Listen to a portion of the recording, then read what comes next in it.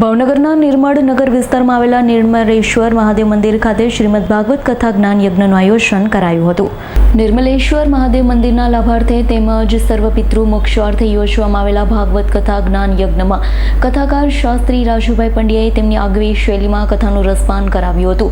કથા દરમિયાન કથામાં આવતા વિવિધ પ્રસંગોની પણ ઉજવણી કરવામાં આવી હતી। નિર્મળ નગર વિસ્તારના ભાવિકોએ કથા શ્રવણનો લાભ લીધો। શ્રીમદ ભાગવત કથા જ્ઞાન યજ્ઞના આયોજનને સફળ બનાવવા માટે નિર્મલેશ્વર મહાદેવ મંદિરના ભક્તો તેમજ સેવક સમુદાયે જહેમત ઉઠાવી હતી।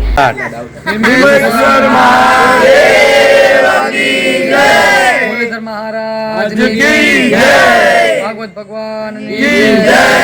નિર્મલેશ્વર મહાદેવ ખાતે સર્વ પિતૃ મોક્ષાર્થે નિર્મલેશ્વર મહાદેવના લાભાર્થે જે આયોજન કરેલ છે તે 7 દિવસ નિમિત્તે સર્વેના સાથ સહકારથી આ આયોજન થયેલ છે અને સર્વ પિતૃ મોક્ષાર્થે આયોજન કર્યું હતું।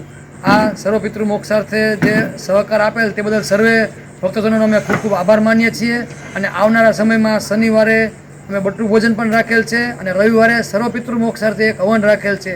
જે ફોટા વડીલોના મુકાવ્યા હતા તે બદલ સર્વેની પૂજા કરેલ છે અને એ પૂજા બાદ જે પિતૃઓને મોક્ષ પ્રાપ્તિ કરાવે એ માટેની એક હવન કરેલો છે જે રવિવારે આયોજન કરેલ છે। આ સાર્વજનિક પ્રોગ્રામ રાખેલ હતો અને નિર્મળનગર ખાતે